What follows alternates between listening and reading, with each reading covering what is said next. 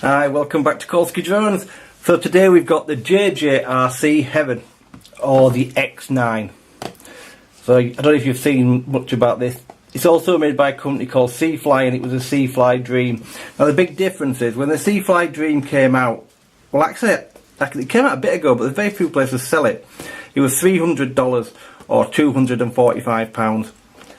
This is exactly the same model, but this one's £133.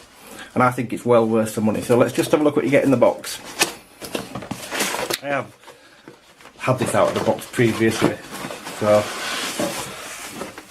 So in here, in the package, you get the drone, the clip for the controller,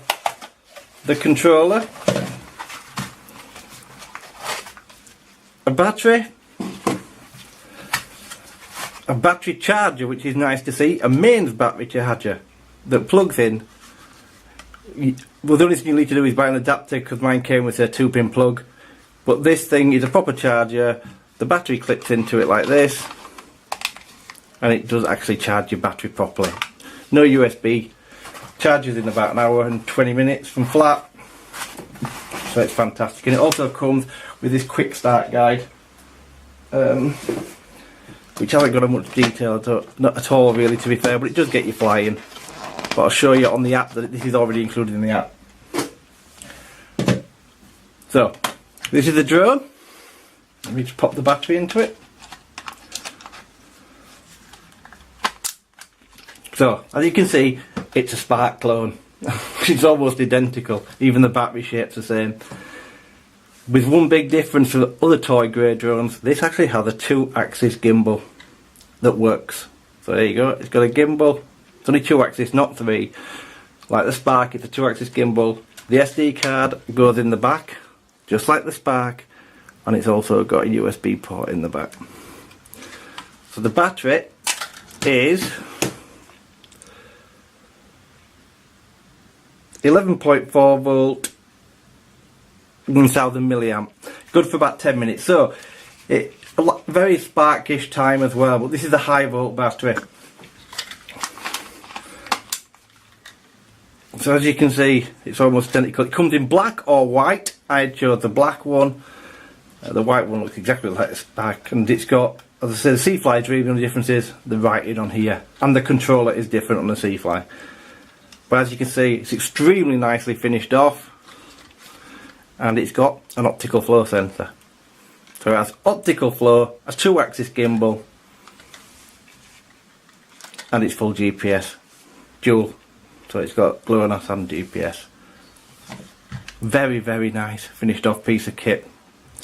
Let me just show you the controller. So if you've watched my video for the X7, this controller's identical, apart from this has got gold accents on the button. I'll go through the controller with you anyway. So it has antennas here, and I do believe, because someone told me on my last video, Simon, thank you very much, one of these is real and one's fake. So, or maybe they're both real, I don't know, but anyway, they appear to be. You can change your stick mode from 1 to 2, so again, turn it on, stick down, hold the camera button in, we'll put it into mode 1, stick down, hold the take off and land button, turn it on, put it back into mode 2. Only if you set it once you set it, it's always set. It's rechargeable from a micro USB slot on the top, so you don't need to worry about changing the batteries. And it's exactly the same controller. I like the feel of this. It feels, in your hand it feels very light and possibly a bit cheap. But the resolution's great on the sticks. So I like these controllers. Like I say, they look a bit cheap, but they do the job. And some of this size isn't going to come with a big full-size controller, so it seems to be what people are going to now. And I much prefer these than the ones you get with the pull-out thing on the bottom. To put your phone in, you get this here. Simply clips into the back here. It would do if I could do it. Push it down, and your phone clips in there. And to release it, you press that button. So let's just power it up. Switch on the back. Press it once and then hold it.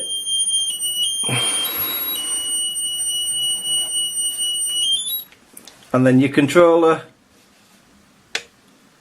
hold your button in, and there you go. You're bound. So you can see the 2-axis gimbal working here.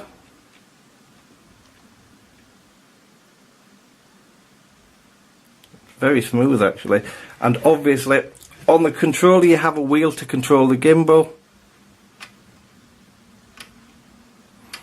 So I hadn't bound it. So it's really smooth as well. So the operation on the wheel is very smooth. It's not too fast, it's not crazy, and it is controllable-ish. So it looks really nice. Obviously it's got brushless motors, similar size to what they are on the Spark. So let's just connect it up to the app so I can show you the app, and I'll run through some more features in the control.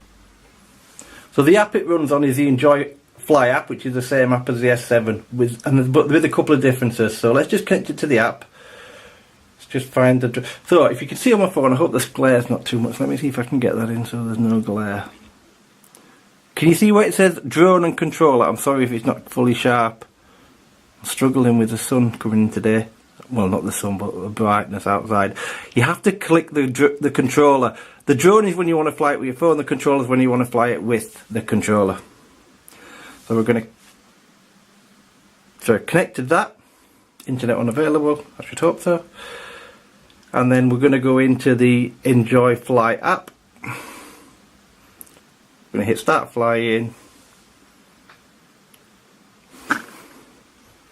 And there you go. It said it had got an SD card in.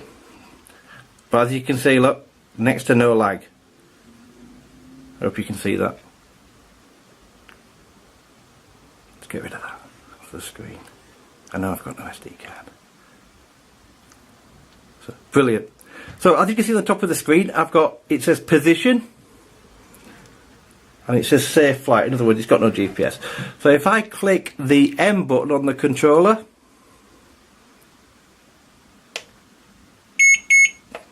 it's going to put that into altitude hold.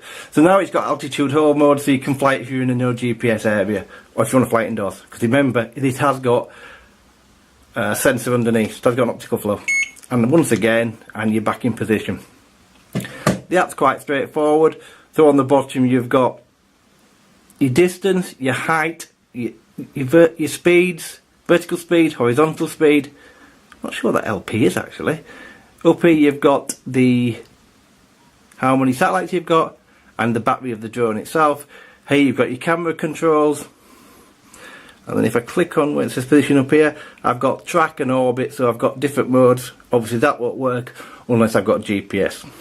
But as you can see, the picture is really clear, far better than it is on the X7. So the X7 picture, there's lag on it, but also it's nowhere near as sharp on my phone as this is. So this hasn't had a flight yet. I haven't flown it. What I have done is hovered it outside, and the gimbal works. The picture was stable. It was getting blown about a little bit in the wind, but the gimbal was holding. So we stand a good chance here of having maybe a winner.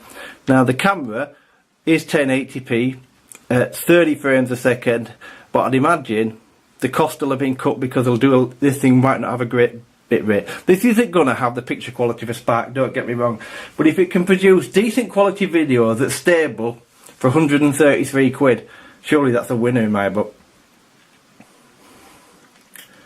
And don't get me wrong, this thing looks amazing. It looks just like a Spark. And the other great thing is this weighs under 250. I think it comes in about 235, something like that. In fact, let me get my scales and I'll weigh it. Should be proved wrong. Let's just turn the scales on.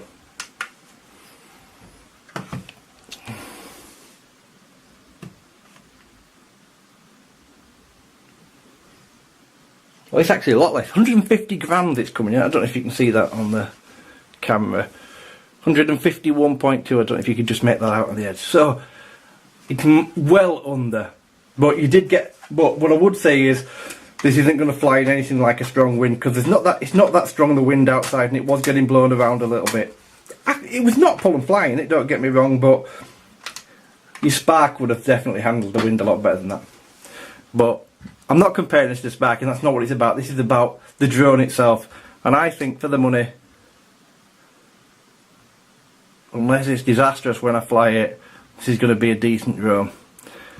Everybody's been wanting to try and get a 1080p drone that's cheap, with decent footage, with a gimbal. And this is right in the ballpark, cost-wise, in my opinion. It's well under the price of a Spark, even a second-hand one. And it's not much more than I paid the other day for the X7 and also the F11 and stuff like that. They're all in the same kind of ballpark cost-wise. So let's see what it's like on the flight when I do it in a couple of days. So thanks ever so much for watching. Have a fantastic day, and I'll see you all soon.